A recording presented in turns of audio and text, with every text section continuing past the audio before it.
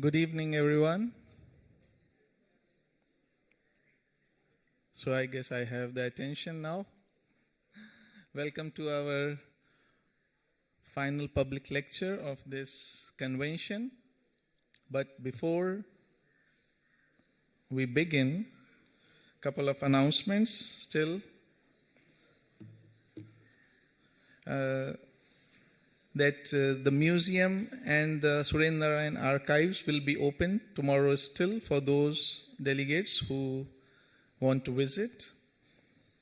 And also the art exhibition by the artist Mr. Shivaram will be open from 10 a.m. to 4 p.m. tomorrow.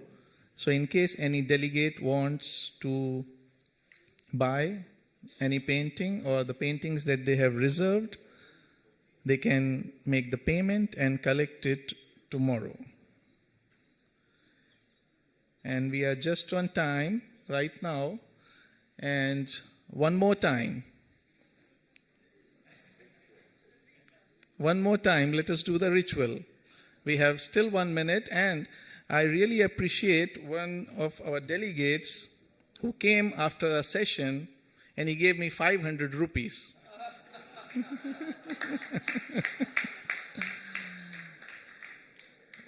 He didn't tell me his name. He said, no, sir, no name.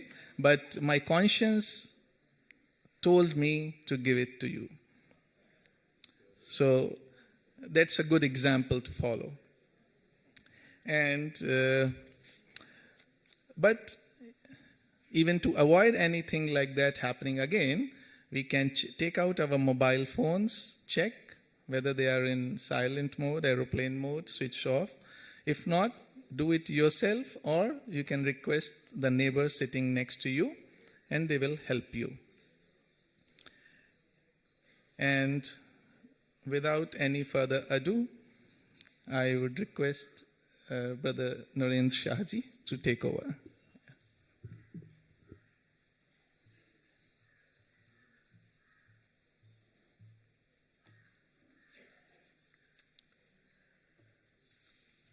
Friends, now that the ritual is done,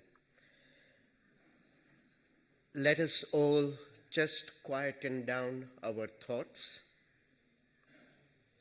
We have all come from different parts of the estate, having a lot of different stories going on in our minds.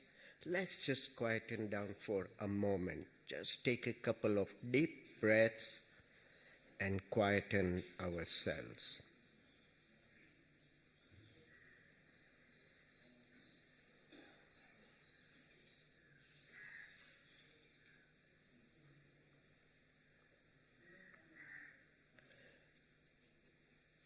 Please recite after me. If you can kindly stand up, we'll say the universal prayer.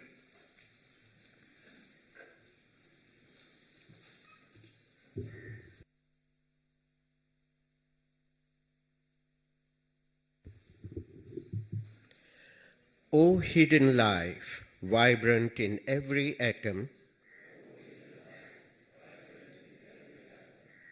O hidden light, shining in every creature, O hidden love, embracing all in oneness,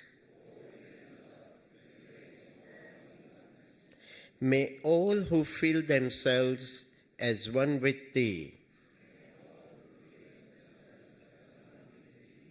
know they are therefore one with every other.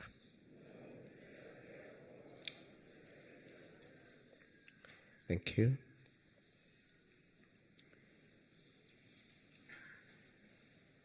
Sisters and brothers, I have today the great pleasure of introducing to you all an amazing personality.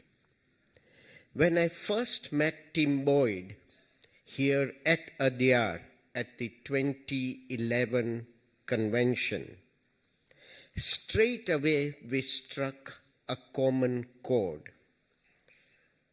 And the note was attention to detail. We spent some time talking about the estate, and I knew that soon, in time to come, we'll be working together on a number of things.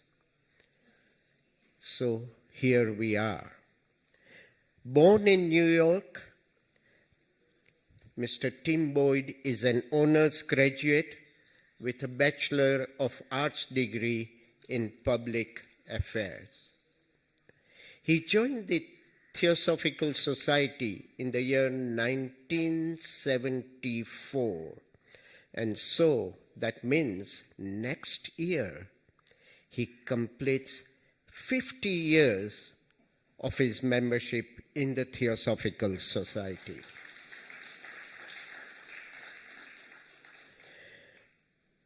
Right from a very young age, Tim Boyd has always shown exceptional organizational and leadership qualities. In 2007, he became the president of the Theosophical Order of Service in America. And in 2011, he was elected the president of the Theosophical Society in America.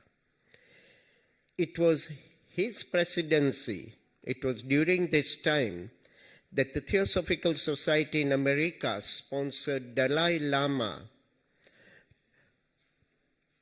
to visit Chicago in July 2011. It was a 2-day event attended by 10,000 people. The event was so hugely successful, mainly due to Tim's logistical mastery and ability to handle any last-minute issues that can arise from such a high-level visit. After his successful handling of the Dalai Lama's visit, it was no wonder that in April 2014, Mr. Tim Boyd was elected as the 8th International President of the Theosophical Society. Having very successfully completed his first 7-year term, he was once again elected unopposed to his second 7-year term in 2021. It has been under his leadership that the great educational project here at Adyar, under the name of Adyar Theosophical Academy, has been started, and the Besson Memorial Animal Dispensary has taken a new phase, has been expanded to become one of the leading dispensary for animals in Chennai. In the last 8 years of his presidency, Tim Boyd has visited so many countries of the world, giving talks, lectures, conducting workshops, seminars, interviews, etc., that if I start listing the number of countries, it will take a long time. However, friends, it is a coincidence that he has visited all the countries of this interconnected world except Africa.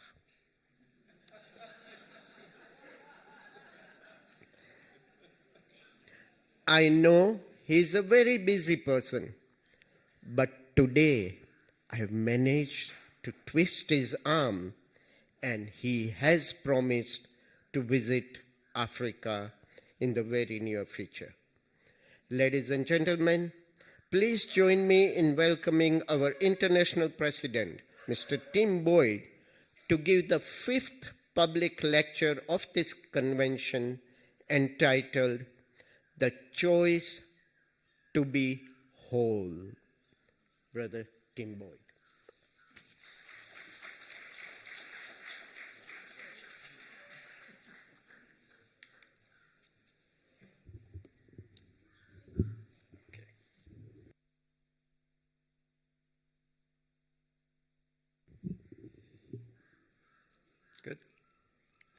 All right, thank you very, very much for the introduction, Narendra. For a while there, I was going along thinking like, this is a really, really great person to have introducing me, right up until that little sneaky piece at the end. So you shouldn't do that in front of hundreds of people. But I don't think I need to tell you how happy I am to be here once again and to have the opportunity to share just a few moments and to share some thoughts. And hopefully, in the sharing process, we'll be sharing something more than just thoughts. That's always the hope. I should say I have been very appreciative on a couple of the evenings that we have been here when mention was made at the very beginning about the roots that we all stem from. You know, in many traditions, there is the idea of guru devotion and guru recognition. And, you know, just to think that what has put us in these seats here together is something that certainly goes back beyond our time and is something that is more potent than our own individual thoughts and will. We have at the root of this gathering together, outwardly, certainly, the great beings of H.P. Blavatsky. We had Colonel Olcott, who tirelessly worked on behalf of this organization to establish it. Behind them is the lineage of those great beings of Mahatmas who saw a need in the world, and through their vision of that need has called us all together to be here at this moment. So that's something that is always worth remembering. It never does hurt. So today I'm here to talk to you, and I want to talk just about a couple of things, really. Basically, what I want to talk about is choice and wholeness. And you can't talk about wholeness without talking about fragmentation. But very recently, I found myself in a conversation with someone, a highly educated person, very accomplished as well. And as they were talking about how our lives are controlled by our genetics. It was an interesting thing for someone to say, and I had hoped we could follow up on it. And so we did. So the idea that lurking in our genes are all sorts of things, you know, cancers, diabetes, high blood pressure. And that these are things that really, in many ways, dictate the course and the direction of our lives. And it was a fascinating thing to hear, and I found myself just asking, do you really believe that? And the comment was yes. Although we didn't pursue it much further, my response was, well, if that is the case, then you should probably hope that there's nothing lurking in your genetics, if this is in fact what controls our lives and our existence. Obviously, this is something that I don't ascribe to, and I assume that others do not as well. One of the reasons that the Theosophical Society came into existence, according to me, has been to plant certain very powerful seeds in the consciousness of humanity. Seeds that have been very necessary, that needed to grow, needed to spread, needed to take life in the human family. So powerful ideas, you know, ideas like the unity of all life. Ideas like the multi-dimensional nature of reality and of ourselves. Not just the universe is multi-dimensional, we are. The idea that there is no such thing as empty space. You know, sometimes I think of that as a statement of omnipresent intelligence, that from moment to moment we dwell within not only forms of consciousness that surround us, that touch us when we are available, but a greater consciousness, a greater whole within whose body we participate. The biblical statement is we live, move, and have our being within that greater whole. But this is an idea that, again, according to me, this was one of the things that this theosophical movement came into being to plant in the minds of humanity. Spiritual evolution, another idea, absent, but now present because of the work of pioneering minds and because of the work that you and I have done. But today, really one of those key seeds and important items that I'd like for us to go into is this idea of self-responsibility. In the three truths that those three statements that come at the end of that little book, little story book, and an excellent one, The Idol of the White Lotus. These three truths are enumerated, of which the last of those is this idea of self-responsibility. The statement being a very strong one that each person, in there it says each man, but each man is his own absolute lawgiver. It's a strong statement. Each man is his own absolute lawgiver, the dispenser of glory or gloom to himself, the decreer of his life, his reward, and his punishment. So the idea of self-responsibility, that it is not something that is up to any unseen beings. It's not something that finds us at the mercy of powers beyond ourselves, but each one of us, if this statement rings true, has a certain responsibility for our self-unfoldment and our self-awareness. Now, clearly an objection to that sort of view would be that we really don't have control over many of the circumstances in our lives. I mean, people do, in fact, get cancer, diabetes, high blood pressure. People find themselves all the time, the way that we as a humanity conduct ourselves, all the time people are being engulfed in wars of various types. At the moment, we focus mostly on Ukraine and Russia, but there are 40 other wars going on in the world as we sit here now.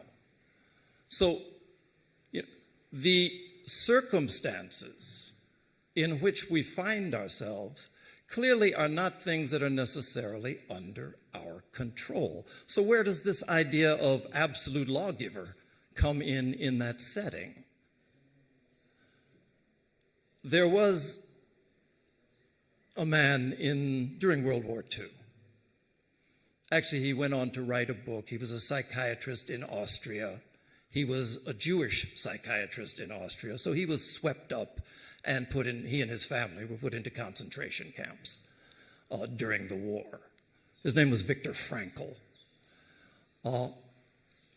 He had been doing a great deal of research. He was a psychiatrist, and he had a theory that he was trying to flesh out. Actually, when they swept him up to take him to the concentration camp, the one thing that he brought with him was his thesis, the work that he had been working so hard on preparing. He brought it with him.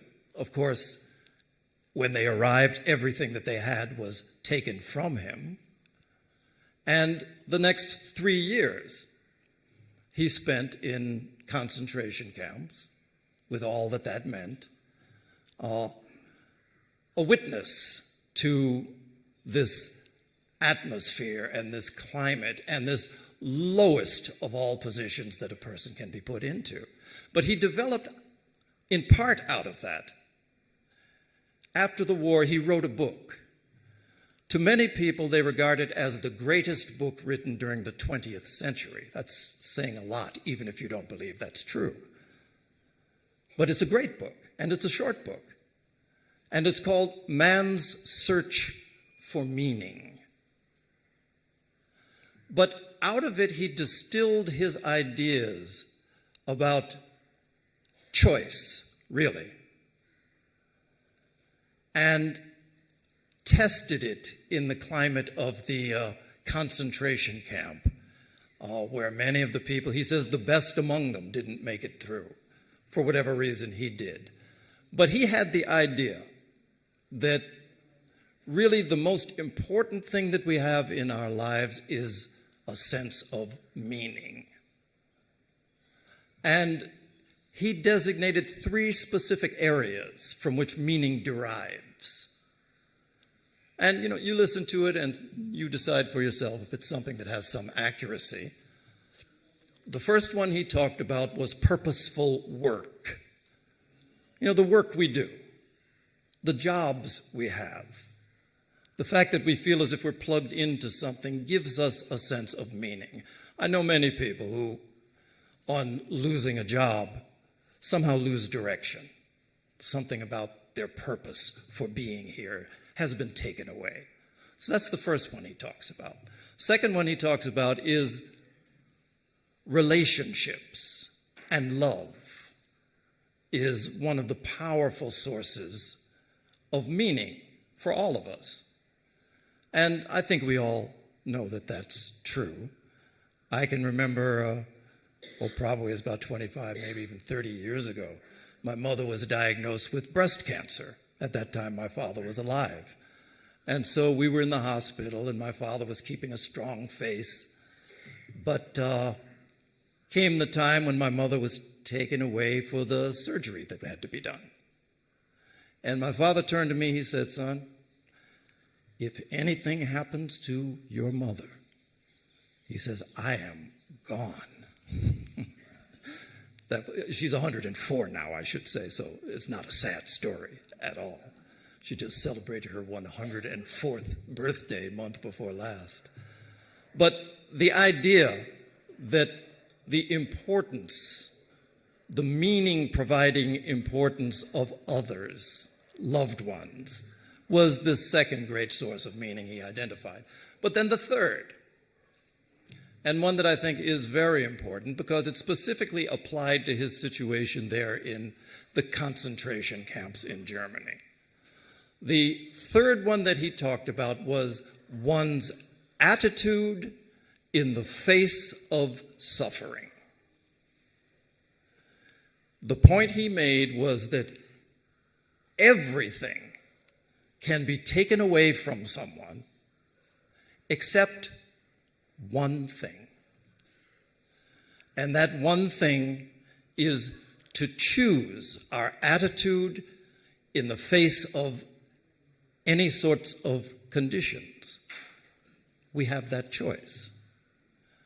Obviously, every one of us faces challenges during the course of our life. But this idea of each person is their own absolute lawgiver goes toward this aspect of choice, that ultimately, no matter how dark it may seem, no matter how difficult it may be, choice remains.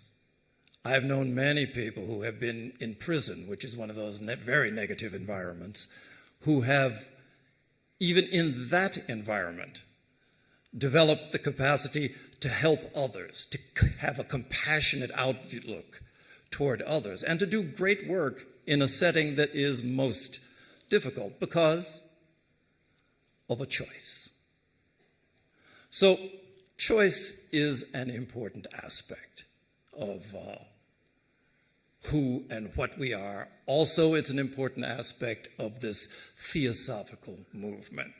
Self-responsibility is something that places the conditions that we generate into our own hands. It's something that takes it out of the hands of the priest, of the politician, whoever it may be. Self-choice. So, maybe a little bit needs to be said also about this whole idea of wholeness. What is it that we're talking about when we talk about the choice, which we have, to be whole from the perspective of the ageless wisdom. There is this idea that there is a universal consciousness, that in the case of the human being, it is something that becomes progressively shrouded. From one layer to another, we think in terms of Atma, Buddhi, Manas, and downward. That this consciousness becomes progressively shrouded, progressively filtered, until we get to the point that we sit here now with each other, firmly convinced of our separation and our individuality, convinced for a very good reason, largely for the fact that everything that we do confirms it. If I'm not mistaken, it was on this stage that I remember hearing Radha Bernier make a statement about this. And what she had to say was that we all know that we are separate from one another, because if I tell my hand to move, nothing happens with yours. Everything we do confirms that, yes, it's true that we're separate. And so there is this powerful thought that we have become involved in. We have become, in the words of Pradeep Gohil the other night when he talked about the factors that convince us that we are fragmented. Each one of us here comes from a different country, from a different community. We are divided into genders. All of those different things are aspects that we have learned to cling to, have learned to express through, and claim to be our own. It's the problem of identity. We have this universal consciousness that is a root identity, but we find ourselves separated from it. In this journey that we have undertaken, H.P. Blavatsky spoke of it as the pilgrimage of necessity. There's this idea that there is an outgoing path, and on that path we find ourselves moving ever more deeply and deeply into our association with matter, ever more deeply convinced of the reality of a material way of living, a material consciousness. That's the pattern that we undergo. There are a number of beautiful stories that speak to this in the religious scriptures of the world. One of my particular favorites is the story of the prodigal son. The story of the son who has everything living in the father's house but wants to go out and make his own way. It's the story of the soul. The son who leaves the house of the father and goes to a very, very far land, and along the way drops, squanders all of his wealth. It's the story of us. We leave the house of an undivided consciousness, not by choice. It is the pilgrimage of necessity. And we wander, and we find ourselves ultimately far, far away from that undivided state that is a home to us. We feel as if we're far away, even though always it's very present. That particular story I always like because there comes a moment that, at least for me, is the most important moment in the story, which is when the son who has wandered so far has a waking up moment. In that particular story, he's wandered so very far that he is now doing the lowest sort of employment that you could have done in that time. He's having to feed the swine. And not only is he having to feed the swine, but to complicate matters, now there's a famine in the land. And it's said that he becomes so hungry that he would eat the food that he was feeding to the swine. So it's really just a description of us. You know, we are here, we are in material bodies, we are eating of a material food, and we are feeling ourselves as separated. But there comes a moment when we awaken. And this really is the most important part of all of this. We can awaken. And when we awaken, then what was once an outgoing journey becomes a journey back home. And the Nivriti Marga, the incoming journey, we can begin. And so this is one of the features of this process of fragmentation. Not only are we self-divided along lines of nationality, we've managed somehow to alienate ourselves from the natural world. A lot of what has been talked about here has related to that. It is, in fact, an urban planet that we are living on in the year 2023. More people live in cities than live in rural settings, and we have become quite cut off from the natural world, and that has effects. There was a study that was done at the University of Michigan. It's been some years ago. It got a lot of attention, I think, because of the catchy title.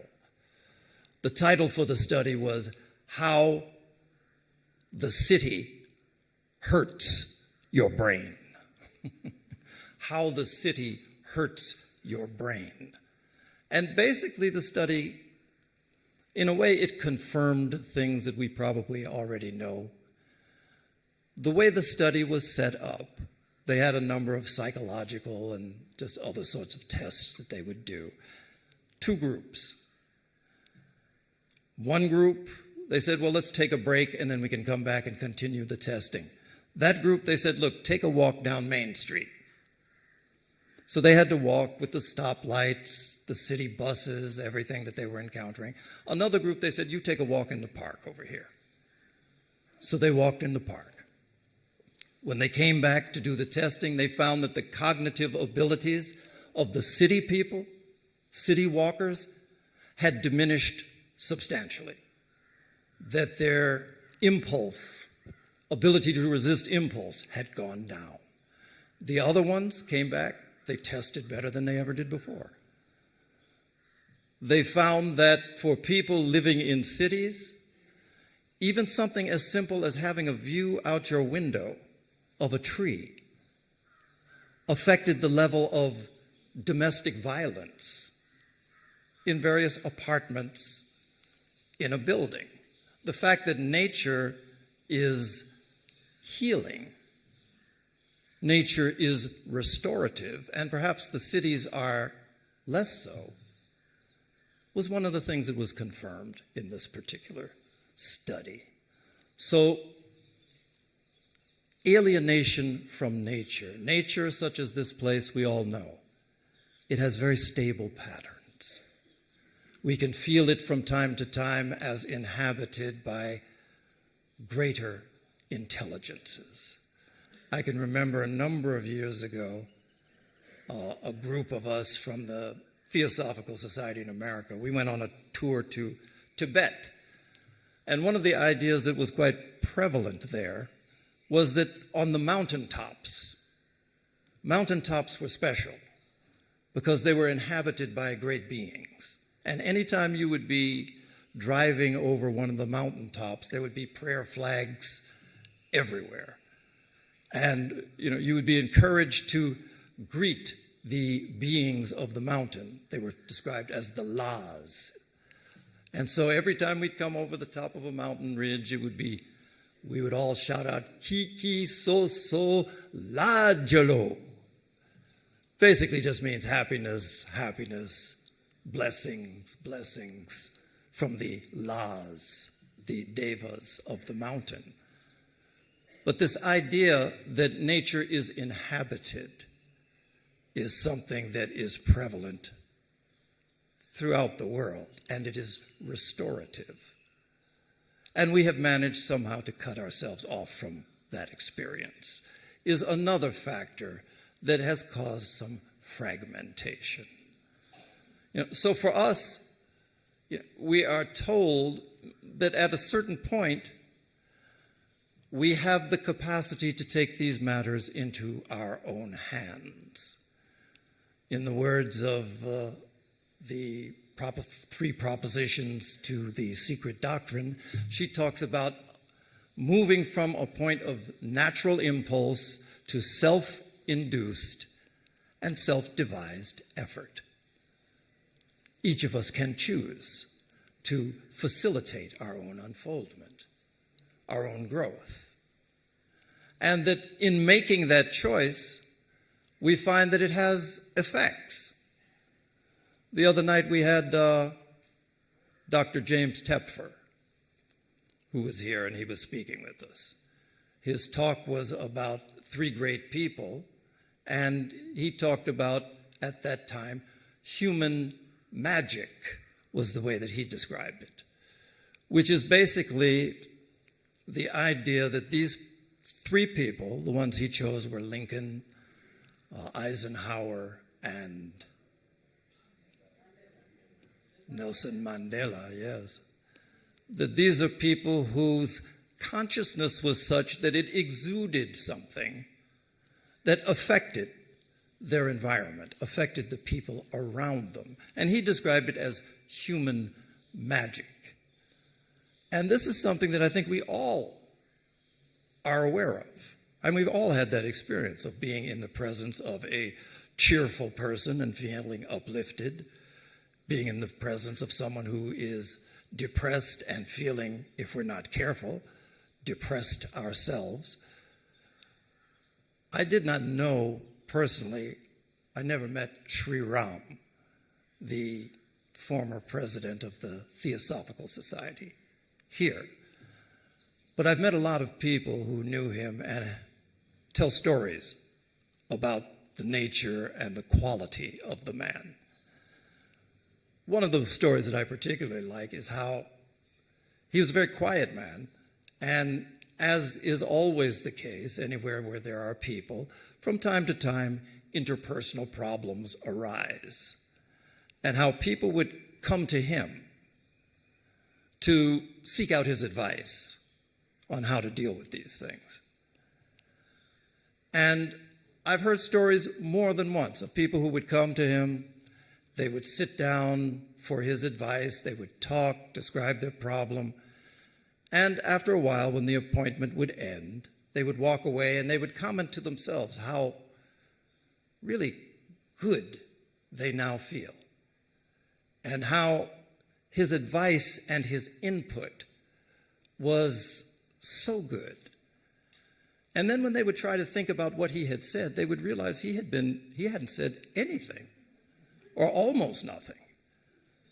But that being in the presence of someone who was attuned was this sort of magical aspect that it influenced them to be peaceful. And this is something, just for myself, I've had numerous experiences of this type. In fact, when the Dalai Lama was in Chicago, I was only with him for, at that point, 3 days.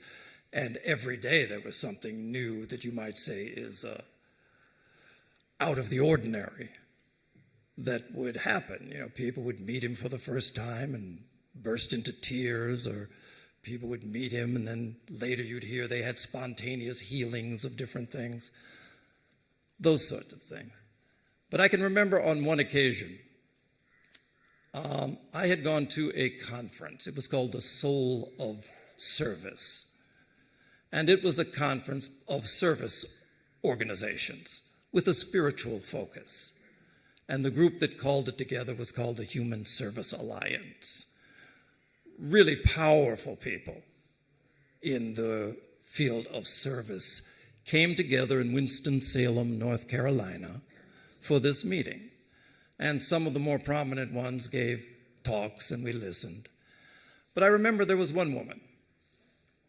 She was a doctor, and she was responsible for initiating the structure for hospice, end-of-life care in the United States.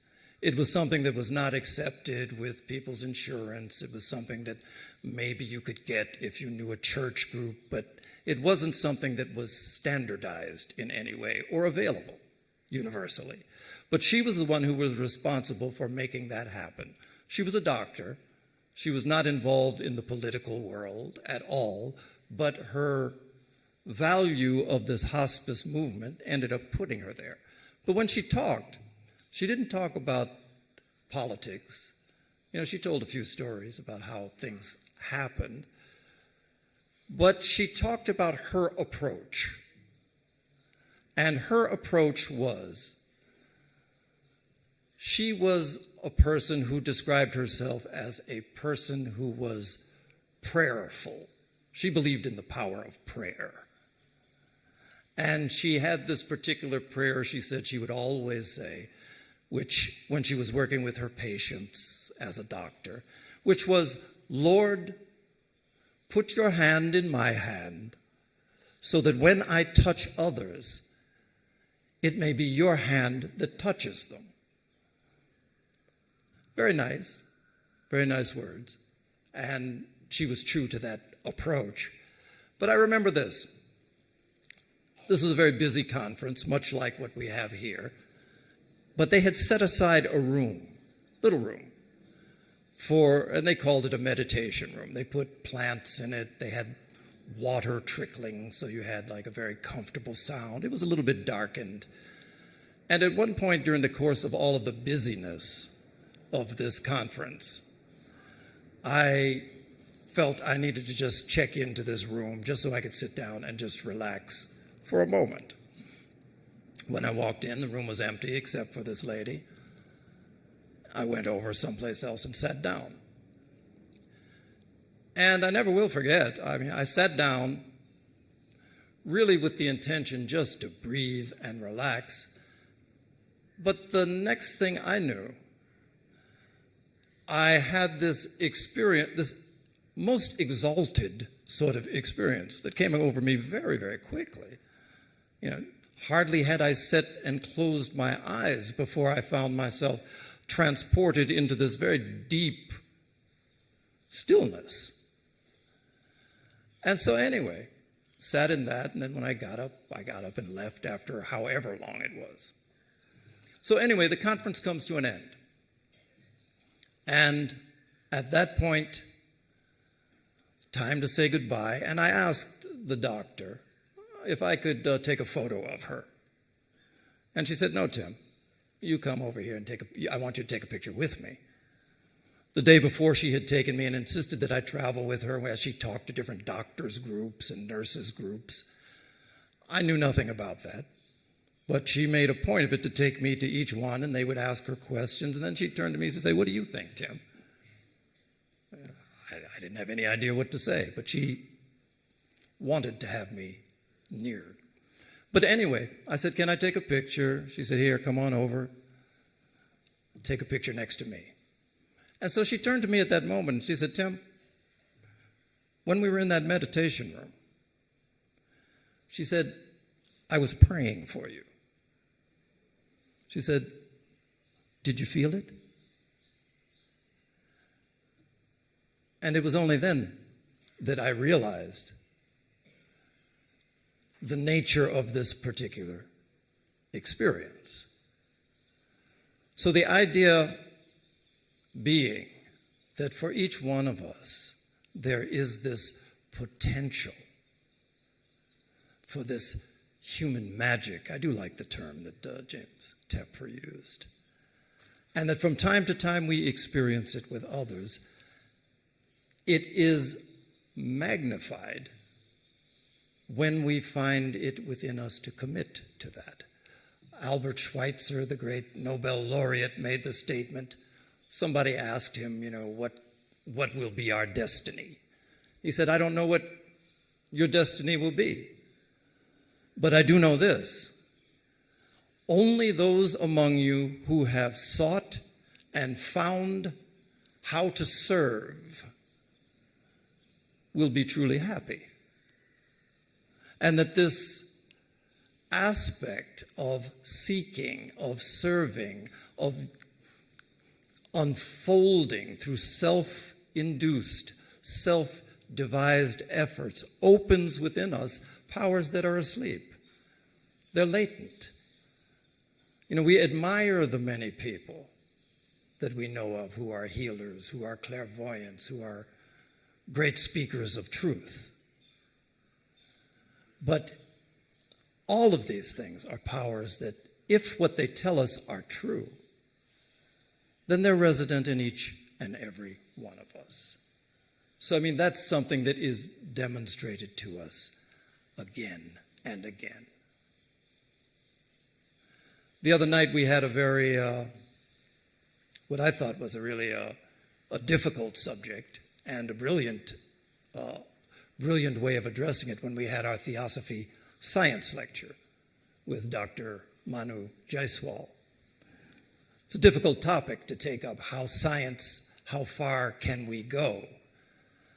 And I do believe that as people who are involved in a spiritual approach, that sometimes we feel ourselves, if not at odds with science, minimally somewhat intimidated by the force and the power of scientific theory and revelations.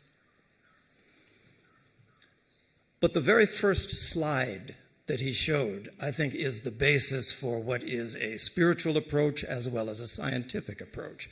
What he showed initially was a view of the scientific method. Science, as we have come to know it, has developed according to the people who have practiced it. But the scientific method is something that applies throughout. Basically, what he said at the start is that in any scientific method, there's a theory, but that everything is driven by what can be observed. Empirical data is what he pointed toward. What we can observe from experimentation or from life in general. And that if the data does not support the theory is either thrown out or refined, or it's confirmed. The difficulty that we have had is that when we think in terms of the scientific approach, very many people speak about how it has reduced reality. It has reduced it to the physical realm. It has reduced it to the realm of 5 senses. And that becomes a problem. In the world of the spiritual, scientific language has been what has been applied forever. I mean, you take His Holiness the Dalai Lama, he's very fond of saying that each one of us has the greatest laboratory, better than any laboratory you'll find at India Institute of Technology or Harvard University. And that's our own consciousness. H.P. Blavatsky, when describing what is theosophy, one of the things she said that theosophy is the accumulated wisdom of the ages, tested and verified by generations of seers. This is pure scientific language. It's tested, it's verified, but the difference is that the science that we know today is based on 5 senses. And those 5 senses can only confirm or deny physical reality. But the science of the ageless wisdom was brilliant in that it included a 6th sense, not just the Yanandriyas that we know of the ear, the nose, the tongue, the hand, the eyes, the five senses, they added the sense of the mind, the sense of the human consciousness, as this sixth sense.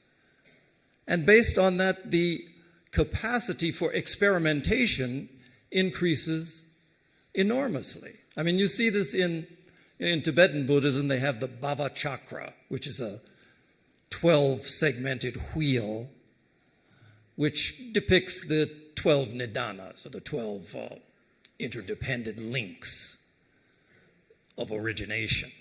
But one of those is the six senses, and it's depicted as a house with 6 windows: taste, touch, smell, sight, sound, and mind. And based on this scientific approach, I mean, each one of us is a practicing scientist to the extent that we realize it and accept it. And there are great theories that have been put forward. Take one, the Buddha. The very first words of the Dhammapada, first verse, states a theory that can be proven or not. He says that all that we are is the result of our thoughts. That's the theory. All that we are is the result of our thoughts. It is founded on our thoughts. It is made up of our thoughts.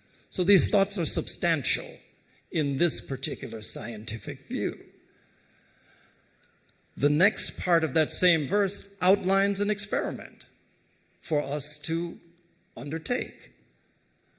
The experiment being, if a person speaks or acts with an evil thought, sorrow follows him like the wheel follows the foot of the bull that draws the cart. So that's something we can experiment with.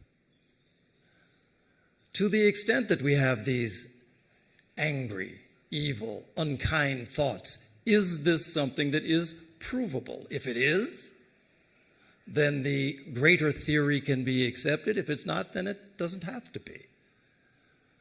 The other scientific aspect that he emphasizes is the idea that if a person speaks or acts with a good thought, then happiness follows, like a never departing shadow, is the way that he put it.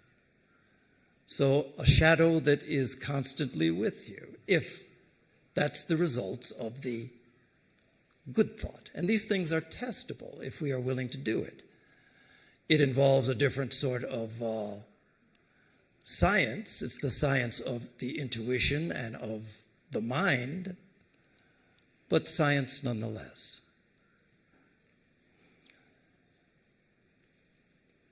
So these are just some ideas. Choice, wholeness, our responsibility to experiment and to find truth for ourselves. These are all things that are involved in this. Ultimately, we do have a responsibility. If we had to name it, the responsibility might be called something like, we are responsible to know and to know deeply. And the knowledge, of course, is of a slightly different type.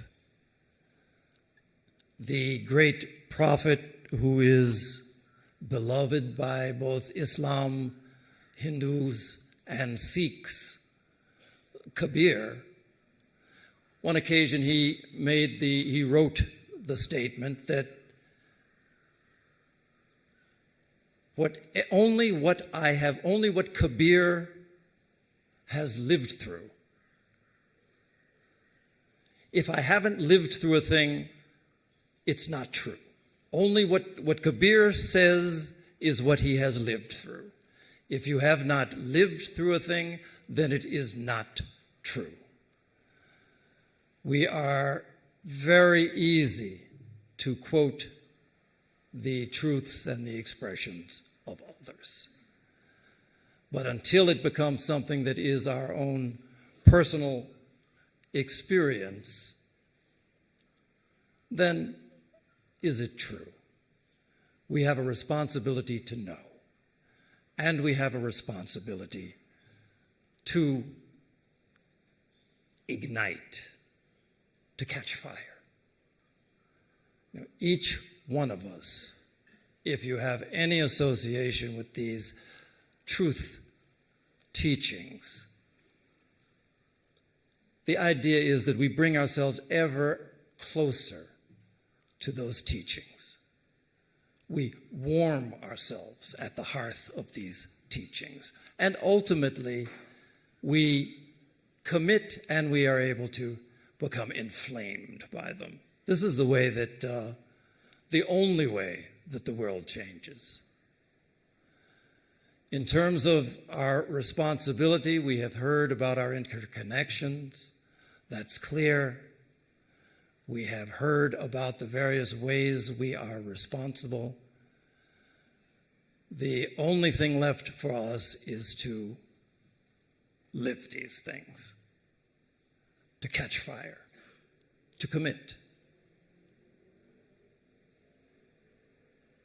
And with that, we have something of a hope for our shared future. So with that, I thank you all. We have had a time together.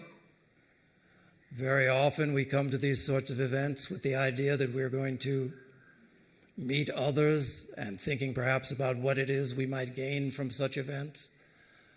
I do believe that probably one of the great things we gain is from those moments when there is a harmony that we experience together.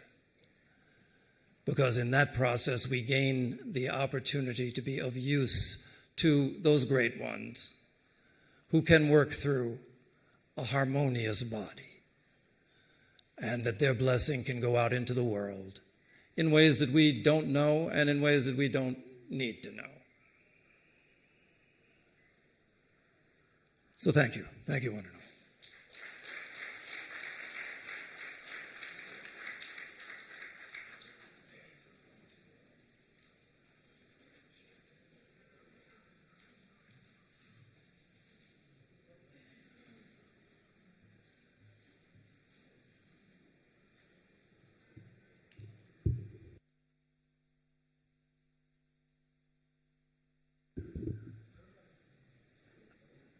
After that truly beautiful talk, there is no need to say any more. So I'll ask Shekhar to take over.